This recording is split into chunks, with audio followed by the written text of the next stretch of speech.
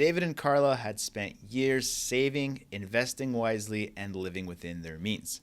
Their net worth? Almost $3 million. But after speaking with their financial advisor, they were told that they'd need to work for another 6 years. That just didn't sit right with them. They felt that the numbers should work. So why were they being told otherwise? Wanting more clarity, they decided to get a second opinion. We sat down and took a fresh look at their financial picture. Not just their investments, but their spending, their taxes, and their withdrawal strategy. What did we find? Well, they don't have to wait 6 years to retire. Let's dive into the numbers and see what strategies David and Carla can implement today so that they can retire much sooner. All right, so we have David and Carla, and they live in Manitoba, so we'll be using Manitoba and federal tax rates in this example.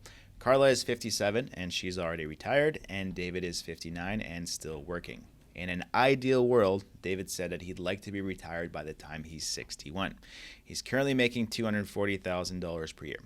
Now, as far as their retirement accounts are concerned, David has $135,000 in his TFSA and $675,000 in his RSP, and the plan is to keep adding $10,000 per year to that account while he's still working.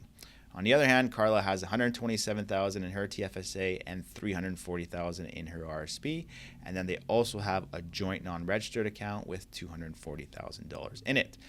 When it comes to their government pensions, David's plan was to start his CPP once he retired. He's currently eligible for 85% of the maximum, so at that point it'd be about $957 per month. For OAS, he's looking to start it at 65, going to receive 100% of the benefit. So with inflation, that's going to be about $834 per month. Carla's also on track for 85% of the maximum. She would start hers at age 60 for CPP, and that'd be about $829 per month. And same idea with OAS, 100% of the maximum, start at 65. She's on track for $854 per month. They own their own home. It's worth about $850,000, and then they also have a property in Phoenix that they travel to in the winter. That's worth $450,000. No debt, and as far as their expenses in retirement, they'd like to be able to spend $10,000 per month. Now, when we take a look at their plan, we can see that they're currently not on track. So their retirement is 72% funded. And when we take a closer look at their net worth over time, we can see when the issue starts to begin. So in teal, we have their properties. So their house and Phoenix property go up in value over time. We have their registered accounts in blue, so their RSPs, TFSA in yellow, and non-registered account in brown. So as we can see, everything keeps growing for the next couple of years while David is still working. And then once he retires, we can see the TFSA in yellow being depleted first, followed by the non-registered accounts, and then eventually the RSPs are melted down as well. Once we hit 2046, 2047, all the investments have been spent, and now to keep funding their retirement, they're going to have to go into debt. So it's at this point that their advisor created the same plan and told them, you know what, you'd have to work until you're 65. So if we implement that strategy, we can see that their money now lasts until the plans end, which I have them both living until age 90. So again, if they don't want to go into debt, then I guess working to 65 does work. But is that the best strategy? And is there other things that we can do to have them retire sooner? So the first thing we want to look at is their expenses. So they mentioned they want to spend $10,000 per month. But what does that mean? How can we split some of that apart to see if those investments are going to last throughout their whole retirement? Well, it turns out that their day-to-day spending, so groceries, property taxes, entertainment, they figure that's about $8,000 per month, and then they wanted to budget $24,000 per year or $2,000 per month for travel. And the plan was to travel until they were about 75 years old. So if we break down their expenses, again, $8,000 for day-to-day and then $2,000 per month for travel until 75, we can see that that improves their picture a little bit because, again, those expenses are going to go down after the age of 75. So now rather than being 72% funded, we've bumped that up to 84%. Now, the next thing that we're going to look at is their Phoenix property. So if the plan is to stop traveling around age 75, are they still going to want to hold on to that property and potentially rent it out? They were not interested in that at all. So the idea was to sell that property once their travel seasons were done. So now we are selling the property in 2042. So that's about the point where they're 75 years old. So we can see an influx of cash into their plan that's in a non-registered account. So now their investments, so between the non-registered and the registered accounts, last until age 90. So now we're at 105% funded. So again, this is looking a lot better already. Other strategies that we can implement is to defer their CPP until age 70. And that's going to work really well with the withdrawal strategy that we're going to implement in a few minutes here. But just on its own, delaying the CPP to age 70 is going to increase their net estate by $214,000. So they're both in good health and thought, you know what, this is actually a good idea. If we're going to receive more from CPP in the long run, if we defer it, then it's a good opportunity to take advantage of that. Now, one issue that we're seeing here is that once the property is sold, we have the money going into a non-registered account.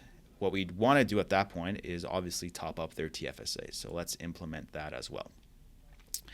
The current withdrawal strategy is to draw on their tax-free investments first. So again, we can see that at the beginning of retirement, the yellow or their TFSA gets drawn down first, followed by the non-registered account.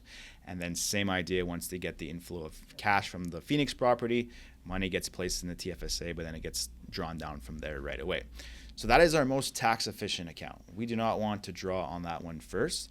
So what we'd rather do instead is draw on those RSPs and have them melted down throughout retirement, because whatever ends up being left in those registered accounts at death all gets taxed in the final year, and it can lead to a pretty significant tax bill.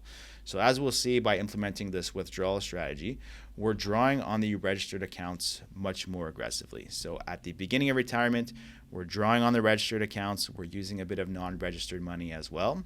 Once the non-registered money is used up, we are dipping into the TFSAs a little bit, because our goal with the withdrawal strategy is stick to an income of about $53,000. Again, this is a good place to be in Manitoba and federal, so using those tax rates.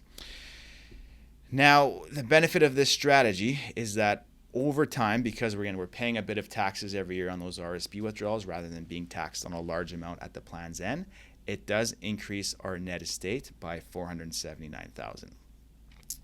So again, we started this scenario and they were 72% funded for retirement. So we've bumped that up to 111% now, and they can now retire at age 61, or David can, and they're leaving a sizable estate. So there's definitely room now to spend more if they don't want to leave such a large estate, or we could look at retiring earlier. So if we lower David's retirement age to age 60 instead, the plan is still 102% funded. So they're still on track. They still have their home that they could liquidate at that point, which they would probably downsize or even use a reverse mortgage to access some of that equity. So now their plan is very much on track.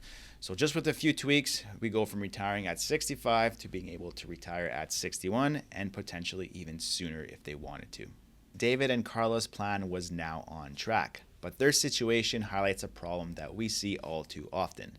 Their advisor had done a really good job helping them save and invest in the accumulation stage of life, but now they were entering the decumulation stage, and a completely different skill set was required. So if you're working with an advisor, make sure that they have the expertise to help you draw down your assets as tax efficiently as possible.